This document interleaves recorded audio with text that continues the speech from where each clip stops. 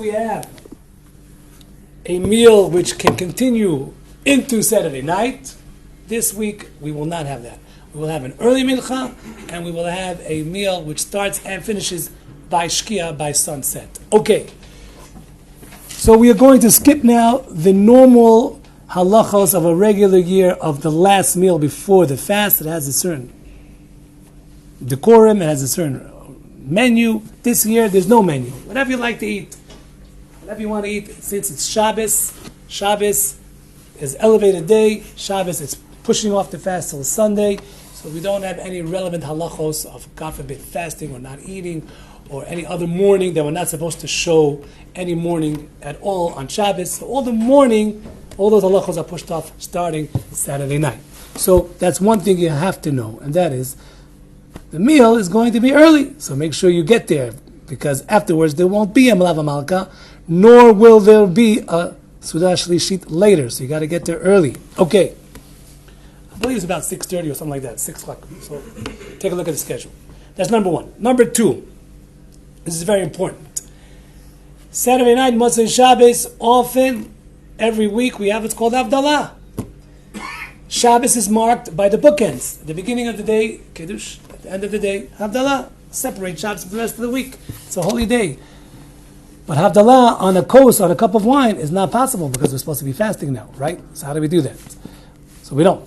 So therefore, the Havdalah procedure is going to be done on Sunday night, on an empty stomach. Look forward to that glass of wine. On an empty stomach, you fasted from Saturday night to Sunday night, and you'll be making Havdalah on Sunday night. What's the exact procedure of Motzei Shabbos? This is very important. First of all, at 8:13, that's when the 3 stars come out. Even though you already stopped eating at 7:35, whatever if I'm a minute off or so, just double check that. Don't take my word for it. Just double check the calendars. You stopped eating and drinking, but Shabbos continues because Shabbos is not 100% out yet until we know that it's 100% nighttime, and still you may not show mourning on this Shabbos that's still a little bit Shabbos-dik. So you're still wearing your Shabbos clothes. You're still wearing your leather shoes. You are still in the Shabbos mode. You're not allowed to eat or drink, so you stopped it already, but you still have another half an hour or 35 minutes or so until it's Saturday night, Mamash, and Tisha B'Av started. At that point, at 8:13, you say the 5 magic words, Baruch Hamavdil Bein Kodesh L'chol, and that is your declaration without a kos of Havdalah, that now Saturday night is starting, namely Tisha B'Av is starting. At that point, your shoes are going to be off. You're going to change out of your Shabbos clothes. You're going to put on the regular weekday clothes, and you're going to make your way back towards yeshiva for the special programming, etc. Now, in yeshiva, they're either going to make a borei me'orei ha'esh on the Saturday night on the fire, without a kos. Just to take a fire, light the fire, make a borei me'orei ha'esh. Everyone takes their fingers there and gets benefit from the light, and that's all. There's no bor gefen. There's no Baruch Hamavdil Kodesh L'chol. That's pushed off until Saturday night. What did I skip, gentlemen? What did I skip? Corey's right. What happened to the bisamim? What happened to smelling the bisamim? Well, this weekend, there will not be any bisamim. You cannot smell bisamim on Saturday night because Tisha B'Av, you're not supposed to enjoy anything that's of enjoyment. You know what I'm saying? It's gishmak. So therefore, you can't smell anything other than bisamim all the time, and you can't smell bisamim Saturday night either. And Sunday night, there's no bisamim anymore because the bisamim is only reserved for Saturday night. It's not Saturday night, so therefore bisamim is cancelled. So bor me'orei you have on Motzei Shabbat. Hamavdil Kodesh L'chol and bor gefen you have on Sunday night. You're safe, so you're covered. And the borei minei bisamim you did not make, and you will not make this year. I saw 2 questions so far. Harold, you had a question? No. Yeah. So because it's a fast and we're kind of like in a morning period, we're supposed to not wear our leather shoes. What if you have like cloth shoes that are not leather? I'll get there. Thank you. I'll get there. Yes. Anybody else? That's it. Yes, Navi. Dumb question, but I don't actually know what the Hebrew means of Tisha B'Av. What? The word Tisha B'Av. Tisha B'Av means the 9th, and B'Av means the month of Av. 9th of Av. Okay. Tisha B'Av. Okay. So let's go further. So there are 5 refrains. So far, we decided that we're fasting 24 hours. We already decided how we're going to make Havdalah. If you follow the schedule, everything will be hopefully done for you. And even though it starts at sunset, the refrain from eating and drinking, but we don't get out of our Shabbos clothes until 8:13. At that point, we say Baruch HaMavdil. We declare that Shabbos is over and now Tisha B'Av is starting. We take whatever we need to get back here, our pillow, our low chair, our Tisha B'Av sneakers, whatever they may be, and we come back to yeshiva and we're ready for this special programming. Okay. What if you only have pairs of shoes with leather in it? Okay, so we're gonna discuss each refrain as it is. So let's discuss leather shoes right now. So what is the halacha of refraining from leather shoes? Any type of leather shoes are off limits on Tisha B'Av, like we have on Yom Kippur not to wear leather. I will repeat that. Leather shoes, not leather yarmulkes, not leather watch bands, not leather belts. Nothing else of leather is a problem. Only and only leather shoes.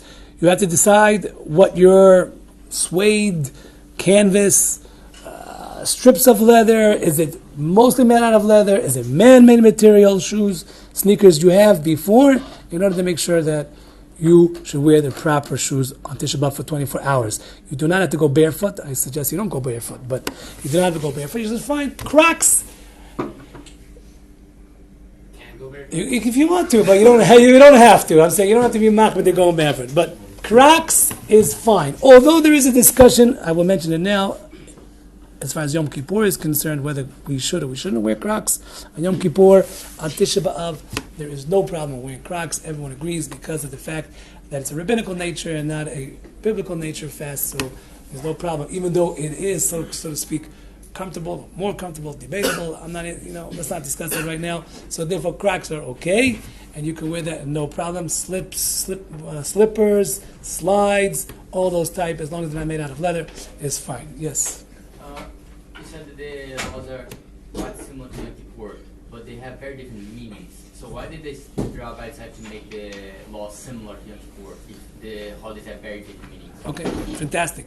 The similarity is to get you away from the materialistic, usual pursuit of your life in order to focus on what is more spiritual today. But the tone is different. The tone of Yom Kippur is forgiveness, and the tone of Tisha B'Av is mourning. So, although the refrains are the same, by taking yourself away from the physicality of life, it's very hard to feel anything, do teshuvah, feel closer to Hashem, mourning on the destruction of the temple when we're into a 5-course meal. It's very hard. So in order to facilitate that, so Chazal, the sages, made it very simple by refraining. These refrains seemingly makes a very big impact on the human being. Although sitting on the floor, we don't have Yom Kippur. Not saying hello to your friend, we don't have a Yom Kippur. But on Tisha B'Av, we do. Let me explain. On Tisha B'Av, an Avel, a mourner, is not supposed to say hello or even answer hello to someone that says hello to you. You say, I'm so sorry, I'm going to say hello to you, but today's Tisha B'Av is supposed to be mourning. You may not know that, so that's why he said hello to you first. And sitting on the floor or sitting on a low stool is only, God forbid, when a tragedy strikes. And then, if a tragedy strikes, we sit on the floor to mourn that we don't have Yom Kippur. But we do have refrains that don't allow us to participate in the regular rigors of life in order to get us focused. And I must say, focus is the name of the game. If you focus on the morning, you will feel more and more meaningful Tisha B'Av than if you just went through the day and I fasted, I didn't eat, but I didn't feel anything else besides that. Okay, so that takes care of the leather shoe refrain. Number 2. Sorry, yes, Harold. What about showers? Okay, get back to. You're right. I skipped that by mistake. You're right. You get back to that. So Harold's asking about showers and bathing. Number 2, rechitza, bathing. So before we go to that, let's talk about what's supposed to be happening during the 9 days, where we are right now. During the 9 days, here and many other places, the heat outside is quite hot, and you feel it, and we sweat, and some people don't actually smell so pleasant when they're sweating that much. and they need to take the sweat off. So here we say that rechitza she'ena shel tanug. When Chazal, the sages, said to refrain from bathing and washing, they meant a rechitza shel tanug, a rechitza of something which is pleasurable. To take off the sweat, just to refresh yourself from the sweat that's uncomfortable, is not considered the bathing that the sages prohibited.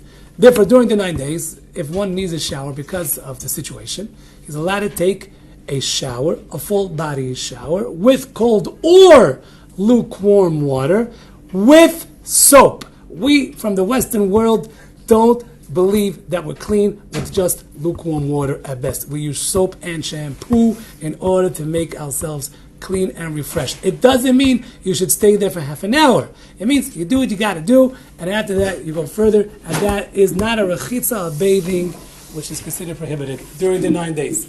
Up until, God willing, Friday l'chvod Shabbos. Since Shabbos, as we said, is not a day of mourning, but a day of pleasantness and happiness and positivity, in order to prepare for Shabbos, you're allowed to take a full body hot shower with soap. There are some that will take it before halachic midday, but it's not so possible. If it doesn't happen, it doesn't happen. So if also may not be such an investment, because by the time Shabbos comes along, you'll be sweaty again. So might as well take it after chatzos, after halachic midday. So we are allowing, not we. The halacha allows you to take l'chvod Shabbos, a hot shower with soap, l'chvod Shabbos. Obviously, within reason. I mean, you don't got to be in the sauna for 2 hours because of the l'chvod Shabbos. You have to you do what you got to do, and that's it. And that's considered l'chvod Shabbos shower, and therefore it's permissible. On Tisha B'Av itself, meaning Sunday, there's no rechitza, there's no bathing, there's no washing. Even though if your hands in the morning, we wash only up to the knuckles. This is something that I want everyone to know what I mean. I don't mean here in the middle. I mean at the end of your fingers. It's called the sof kishrei etzba'osav. Those that know, when they wake up in the morning, they wash their hands 3 times. When they get up from bed, they also wash their hands only up to the knuckles, and including the fingers only. That's what we do. 3 times or 4 times, if you're a person that washes 4 times. Unless your hands are dirty. But if your hands are dirty and you have dirt above your wrist, then you're allowed to wash them without any problem, because that's not considered a bathing or washing of pleasure. You got to take the dirt off, Let's say you fell in the mud. So the whole day you have to be muddy? No. You let it go ahead and wash the mud off. That's called a rechitza she'ena shel tanug. But in the morning, you wash your hands 3 times or 4 times, whatever your custom is, up to the knuckles and nothing more. If you wash your hands during the day, it's the same thing. When you go out of the bathroom, etc., you should wash your hands only up to the knuckles unless it's dirty, and then you can wash your hands above the wrist, whatever may need it. Obviously, those are fasting; they're not washing for bread, so it's not really an issue. But if someone, God forbid, is eating, for whatever reason, he has leniency, so come to be able to decide what to do, exactly how much you should wash. But for the most part, we're assuming everything's fasting, and therefore it's only up to the knuckles and including the fingers. Yes. So if you go to the bathroom and you have to wipe after you went to the bathroom, are you allowed to, you just have to Yes. get just the fingers or the whole hand? Whatever. If it's dirty, whatever it is, you can take it, whatever you need. Thank God you didn't get any on your hand. Just the feeling of having. Yeah, that's considered hygiene. Hygiene is fine. That's hygiene. Yes, Navi. So I just want to make sure I understood you correctly. The idea is we're mourning, but I'm not sure if we're mourning because of all the events that happened or separately. Just people are mourning because of the disconnect from Hashem. Both. Both. Okay, thank you. Second question. We refrain from bathing or washing for enjoyment. Lukewarm water with soap. You can do the hot shower on Shabbat. Non-Shabbat. No, before Shabbat. Sorry, Yeah. I spoke before Shabbat. Thank you. But on Sunday, no matter what, Right. outside of your hands, Right. you're stinky Jew. You gotta do what you gotta do. Stay in an air-conditioned place. Yes. Thank Are we not going to do electricity on Sunday? Yes. Oh, that's what I'm saying. After Abdallah, it's a regular day. We should not do business. I don't know if you guys are working on Sunday, it's usually a day off, but business should not be done unless it's something that's going to be lost, a loss that's irreparable. It's a day they... Financial loss? Huh? You mean a financial loss? Financial loss. If it's a financial loss, then you're allowed to, but again, it's within reason. So that should be considered. But it's a regular weekday, except for the rest of the... Okay, yes, you had a question over here? You had a question here? Oh, this It's not a Yom Tov, right? You just answered it. It's not a Yom Tov, right? Okay. So let's go further. So we discussed the washing of the hands, and we discussed the washing, bathing in general. Those of you that are going to be eating, let's say in your dira, or in the dorm, I don't know exactly, and you have dishes that are left over for Shabbat, you cannot wash them on Saturday night. You have to wait till after Halachos Midday on Sunday to wash those dishes. So be aware of that. So if you want to use plastic stuff, so use plastic stuff. So it shouldn't be a smelly kitchen for the all 24 hours until Halachos Midday. Yes. Why are you allowed to do it Halachos midday as opposed to the end? Like we said before, Halachos Midday is when you're allowed to prepare for the evening. Halachos Midday, the intensity changes a little bit. On Sunday. Only what you need, not totally on Sunday afternoon. Okay. Oh, let's go further. So now, yes.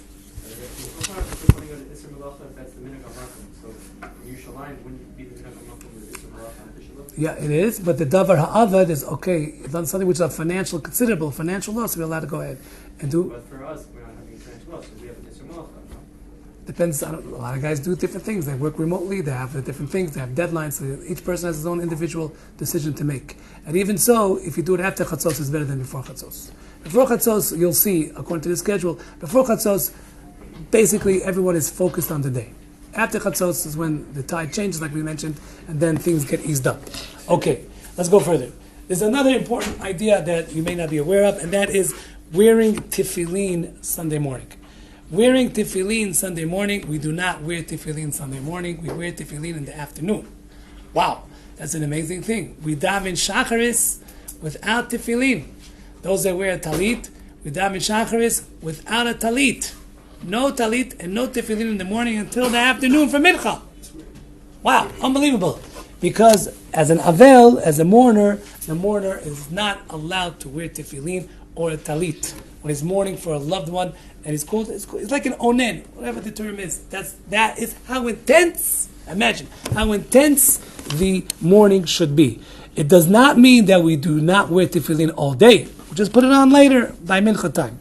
It's true that some have the custom to put on tefillin, the mikubalim, those that follow the laws of Kabbalah, but that's not where we are at the moment. So we are not putting on tefillin in the morning, not putting on talit, even your talit katan.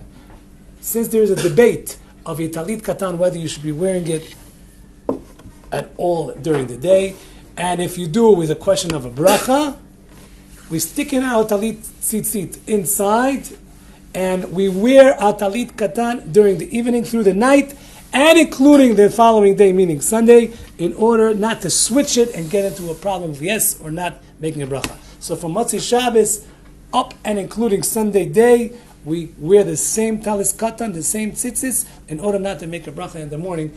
When will you make a bracha? When the guy next to you is putting his talit gadol on, you'll ask him to have you in mind, to include you in his bracha for your talit katan, and that's considered your bracha. Or if you put on your own talit, in the afternoon, that'll be the bracha. Sleep with on overnight. Okay, so that's in regard to the bathing and the wearing leather shoes. Okay, let's go further. I want to speak about what's called sicha. Sicha means anointment. It's one of the 5 sicha. Samach Yud Chafei. It means anointing, smearing, different things. So on Yom Kippur, that is one of the 5 refrains. It's much more severe, obviously, because it's a biblical fast. I want to speak about this in regard to Tisha B'Av. Although you may have heard of deodorant being prohibited on Yom Kippur, on Tisha B'Av, if you need it, you better use it. But even if you don't need it, you're allowed to put on deodorant. It's not considered a problem of whether it's a stick or a spray. It makes no difference. On Tisha B'Av, deodorant is mutar. All types of topical ointments for any medicinal reasons are also mutar on Tisha B'Av. There's no problem at all. It's not like we said before, like a Yom Tov, like Yom Kippur, and it doesn't have any other issues. So the sicha is mutar, even though Yom Kippur may be more stringent, but on Tisha B'Av we're lenient, and you should be using it if needed. Okay. Insofar as sleeping on Motzei Shabbos, what do I mean by sleeping on Motzei Shabbos? The halacha prescribes that you're not supposed to be so comfortable. When you go to sleep Motzei Shabbos, you're not supposed to be as comfortable as you would sleep normally. Some even sleep on the floor. Would you believe it? Some take a mattress and sleep on the floor, or even without a mattress, sleep on the floor. Most people I see some guys are shaking their heads. Yeah, I do that. Okay, great. But some people can't do that. So the halacha is that you have to show that you're not so comfortable. So let's say you sleep with 2 pillows, you'll sleep with 1. Let's say you sleep with 1 pillow, you'll sleep with none. You'll make your sleeping experience a little less pleasurable than usual during Motzei Shabbos. Yes? No, you don't got to suffer. You don't have to suffer. If it's too hot in the Moshe, there's no air conditioning, you don't have to suffer. That's very true. Right, I know. So you don't have to suffer, but you have to be, your sleeping procedure should be a little bit uncomfortable. Okay, so that's as far as that. Now, let's take a look at sitting low. Like all of these chairs, we're not going to use them because most of the time when we turn them upside down and on the floor, it breaks the back. So we have stools, I believe, in yeshiva, right? We have stools in yeshiva that are less than 3 tefachim, it's about 100 centimeters, 90, what is it? 3 tvachim, I think, 60 centimeters, whatever it is. So that should be, 30 centimeters. It should be like 10 centimeters each. So it's like 30 centimeters. And sitting low on, from the ground up, you're not obligated to sit on the ground itself. As a matter of fact, according to Kabbalah, you should not be sitting on the ground straight. You should have something in between you and the floor. But 30 centimeters is the height that you should be sitting within 30 centimeters. So we have stools, low stools for you. Anybody that is not well, anybody that can't do that, elderly, women that are pregnant, etc., they can't get down on the floor so low, they're not obligated to.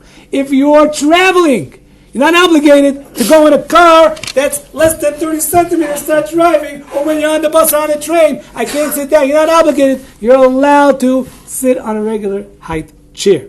But during the Motzei Shabbos procedure of the kinos, as well as in the morning, until Chatzos, and Sunday afternoon, Sunday morning, you are obligated to sit low on the floor within 30 centimeters. Yes?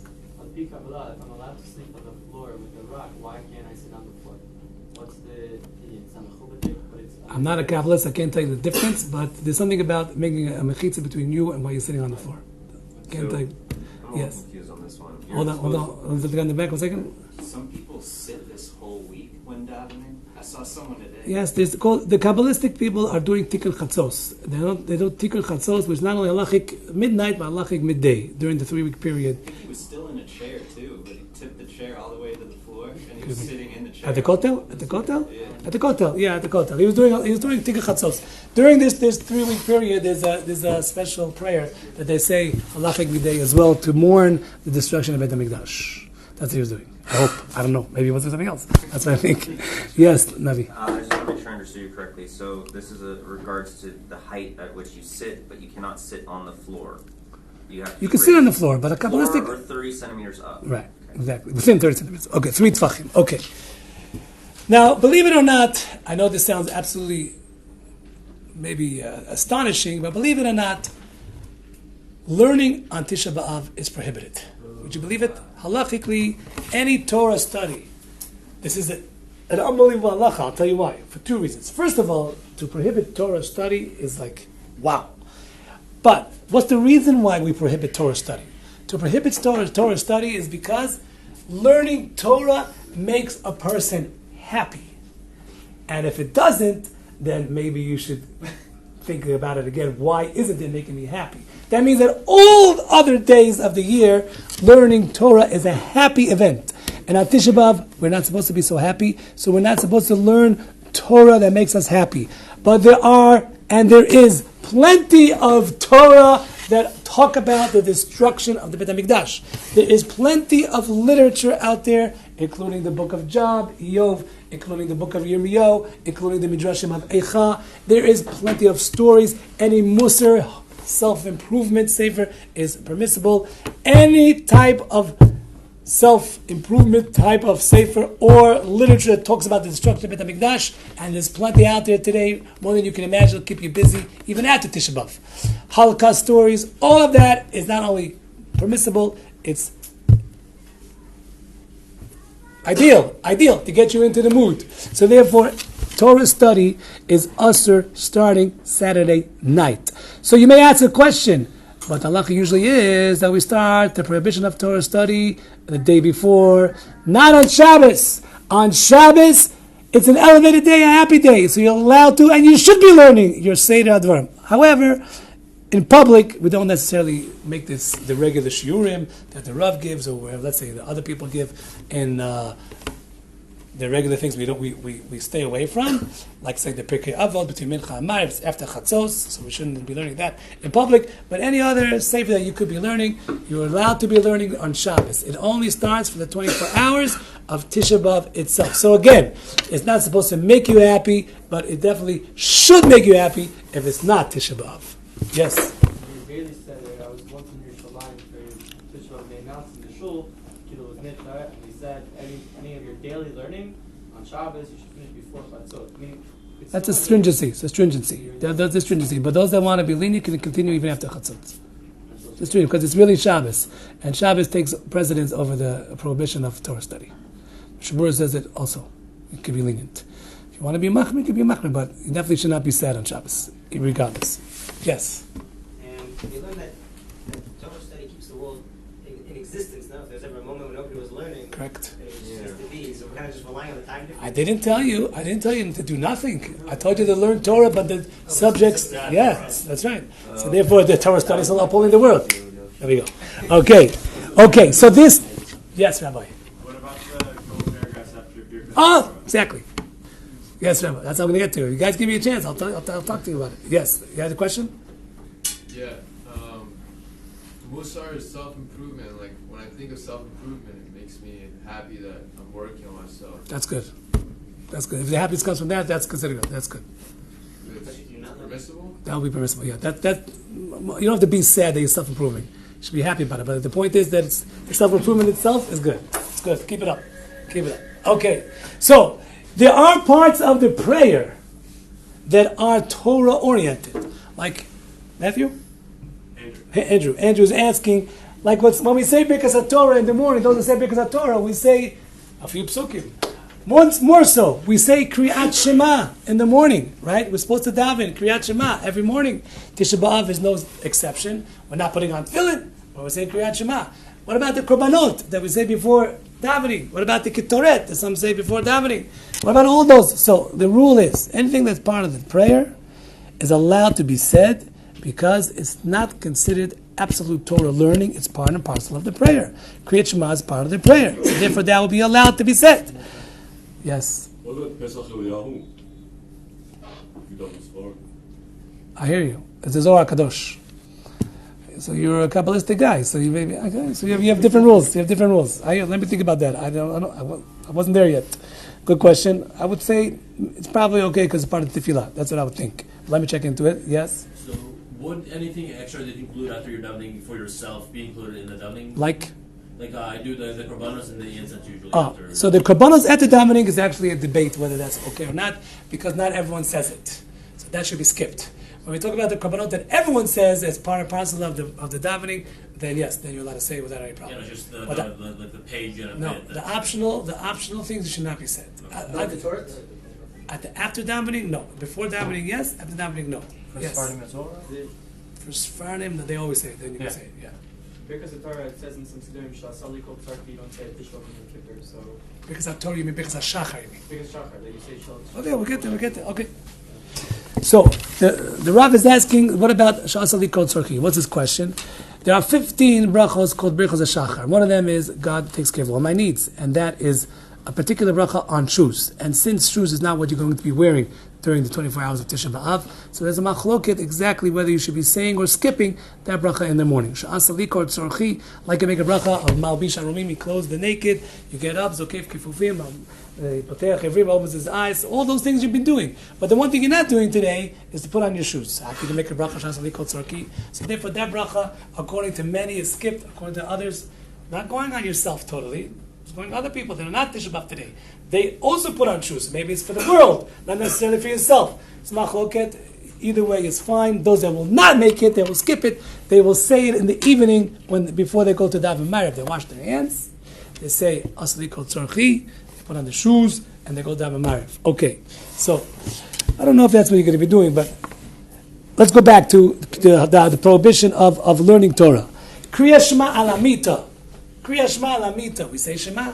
We say all of the parashas of Shema. Yes, you're allowed to say all of the parashas of Shema as a normal, regular day. You should not skip any part of the Kriyat Shema. All of Kriyat Shema should be said, even though it's verses from the Torah. But even so, we still say it as if it would be a normal situation.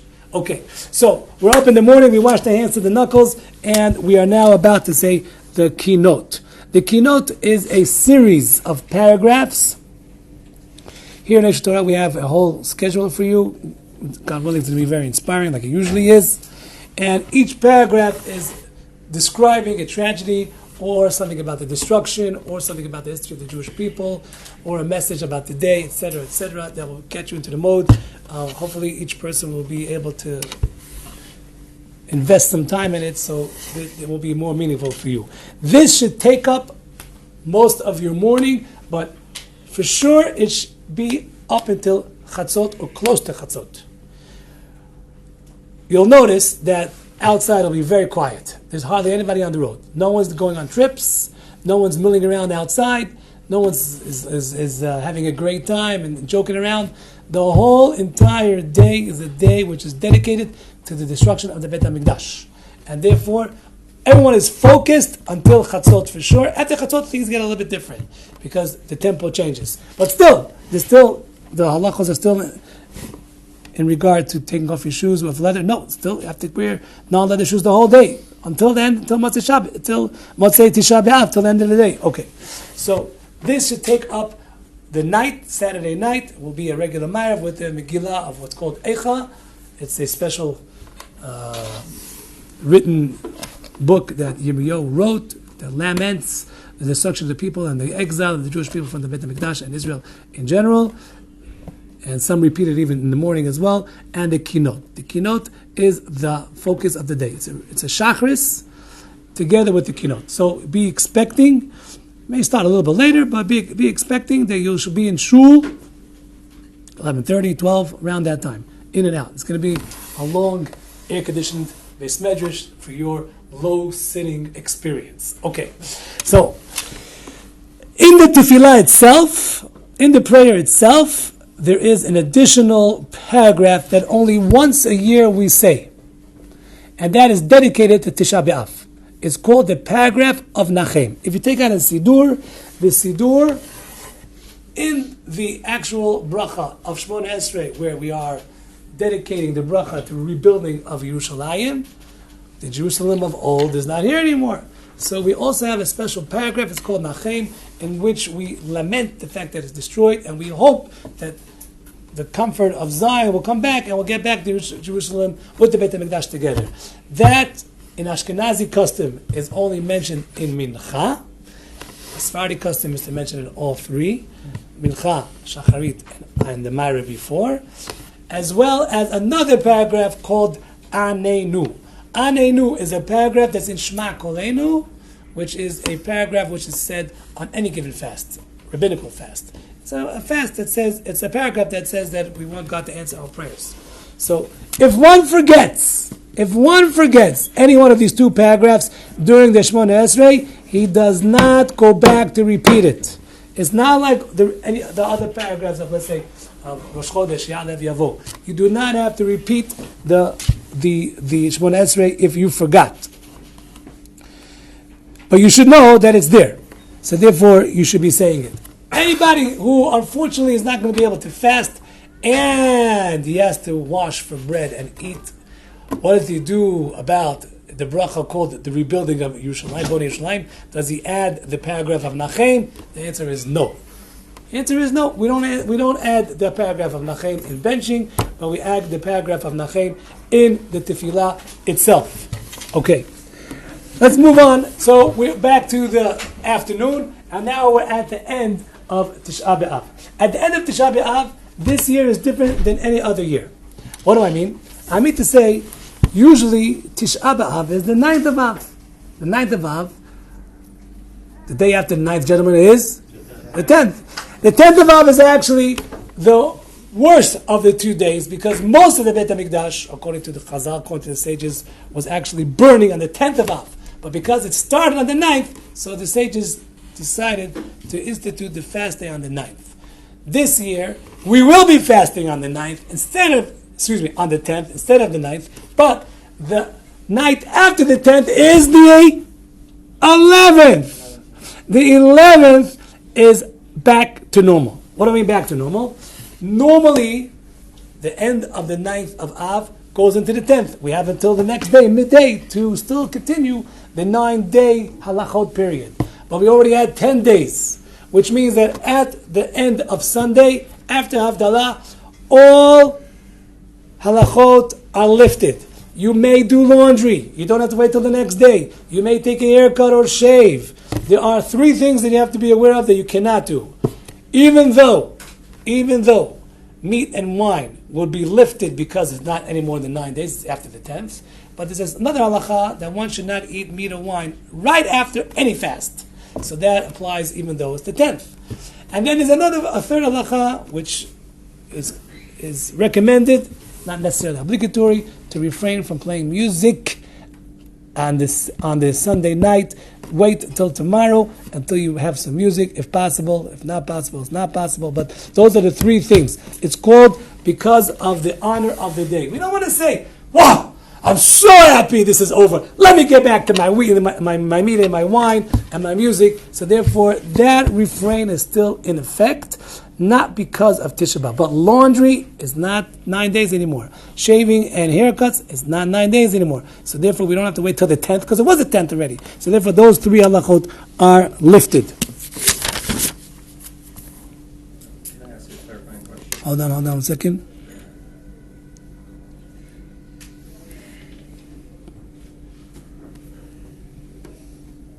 Yeah. There's 3 things on Sunday you can't do even after sunset. That's what you're saying, right? Okay. Laundry. Wine. You can do laundry. You can't do laundry. On Sunday night, you could do laundry. Okay. You said wine and meat are not eaten after any fast, but you said you do Havdalah at the end of the fast. That's good. That's okay. With wine. Although for a mitzvah, you're allowed. Okay. Good? So I just want to make sure, I'm a little confused. You can't do laundry until Sunday night. You can't do after it's over Sunday night. You can do laundry. You can have wine and meat on Monday, technically. Okay, and you can't have music on Monday. On Sunday night. On Monday, you could. Sunday night, no music. So what's the third thing? Wine, meat, and music. Okay, so let's end. So therefore, we have all our halachot that apply during the 9 days go up and include up until the 10th. At the end of the 10th, all the halachot are lifted except for the wine, the meat, and the music. Okay, I would like to say a very important closing remark. Why are we mourning so much on the destruction of the 2 Batei HaMikdash, the 2 temples? We have to understand that this was something integral to the life of the Jew. At the time of the Beit HaMikdash, it was as if you can walk into God's house and see those miracles happen on a daily basis. You didn't have to be anybody special.